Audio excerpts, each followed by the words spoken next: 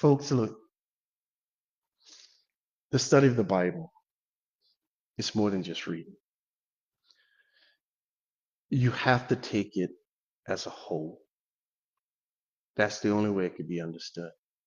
That's why I caution you about just reading the New Testament and forgetting about the Old Testament.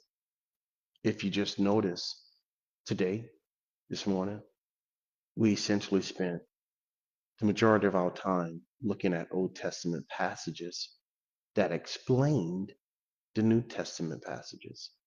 So where are we going? God is saying that he has this reconciliation plan. God is saying that he's taken us. Let me do this before we end it. Let's go back to Peter. Let's wrap up what Peter said. And that way we can finish on a complete note and not just cutting it off in the middle or at the end. Look at what he says here. Okay. So he says, hey, look, it's going to be burned up and all these things. Because looking for the hastening. So what are we doing? We're looking for holy conduct in godliness. This is the only thing that won't be burned up. And we're going to be judged based on those things. And ungodly conduct is also going to be judged. So the judgment of our conduct, we see that as at the marriage supper of the Lamb in the judgment seat of Christ. That's 1 Corinthians chapter 3. And I think it's 1 Corinthians chapter 3 and 1 Corinthians chapter 5. And then that's the judgment seat of Christ. But then the unbelievers, their judgment of their ungodly works and unholy works is going to be judged in Revelation chapter 20 at the great white throne. So all the works, all the behavior is judged. All the actual works, the result of that, the building of false temples, the building of whatever, all the stuff, the physical stuff is going to be burned up. Now, look at what he says. Looking for the believers who are producing through the Spirit of God holy conduct and godliness. All of us are looking for something. We are looking. Are they looking? No, they're not looking. They're busy serving whoever it is that they serve, maybe it's themselves, whatever. We are looking and hastening for what? The coming of the day of God. Now, this is not the day of the Lord, because of which the heavens, when he comes, of which the heavens will dissolve. Same thing he said up there. Being on fire, and the elements will melt with fervent heat. Nevertheless, we, the believers, we're doing something totally different. We, according to God's promise, we are looking for new heavens and we're looking for a new earth in which that new place dwells only righteousness. So when we come here, what dwells here? Sin. That's why it's going to be destroyed. The only thing that dwells here is sin, and it's going to be burned up. Okay? What dwells over here? Only righteousness. Whose righteousness? God's righteousness. Folks, we don't have any righteousness.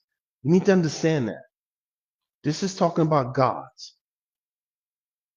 righteousness. That's where it's going to result. So what is he talking about? Jesus died for the world. Which world did Jesus die for? Did he die for this one? Of course not. If he died for that one, why would he destroy it? He didn't die for this world. He died for that one. The one wherein is only righteousness and never any sin. All right. Now, I want to finish with this. You say, well, that's the heavens and that's the earth. I don't see anything where it says that the heaven is going to be taken away. Well, yes, it does. Of course it does. Look right here. It starts right here. Okay. Here's the judgment of unbelievers, but I just want to quickly show you the heaven, and the heaven is going to be destroyed. So Peter said the heavens, right? Now look at this. Then I saw a great white throne. Here's at the end of the millennium. This is after the millennium is completed. He who sat on it, from whose face, listen, the earth, and what? The heavens? No, the heaven. Very specific, friends. Don't ever read into the scriptures what you want to see. Read what's there. If he wanted to say with an S, he would put an S there. But he didn't want to say that, and he didn't put an S there.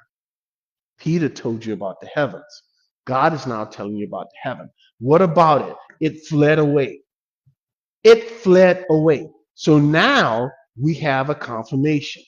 We have God telling us about this place going away. We have Peter telling us about that place. And both say this place is going away. Peter records it twice, and there's other places where it talks about it in Thessalonians about the heavens and the heaven. Now, watch this. God continues. So God says it's going to go away. Now look, he goes to the next chapter, and what he say about that here? He says, look, I now saw something else. What did you see, John? John said, I saw a new heavens. No, I seen a new heaven and I seen a new earth. Peter said he seen a new heavens. John saw a new heaven, and they both saw the earth. A new heaven and a new earth.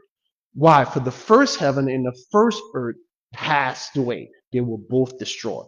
And there was no more sea. So he goes on and tell you about the New Jerusalem and gives a description of this new heaven. And he calls it now the New Jerusalem. So when God says, I so love the world that I gave myself for it, what world is he talking about? That one. Why? Because in this world, only righteousness dwells. Is he talking about this one? Of course not. It's all going to be destroyed. So he's not dying for that one. So you get the big picture of what's going on now. That's really what I want to talk about today, to bring you up to speed. So as we go through the churches and then get into the contents of the book of Revelation on the things that's happening, now you up with me. Now you understand where this thing is going so that you can clearly see and understand the big picture of what God is talking about. Okay, friends, I hope that was educational for you so that you can have a solid foundation to launch your personal Bible study. Okay, friends, till next time. Take care.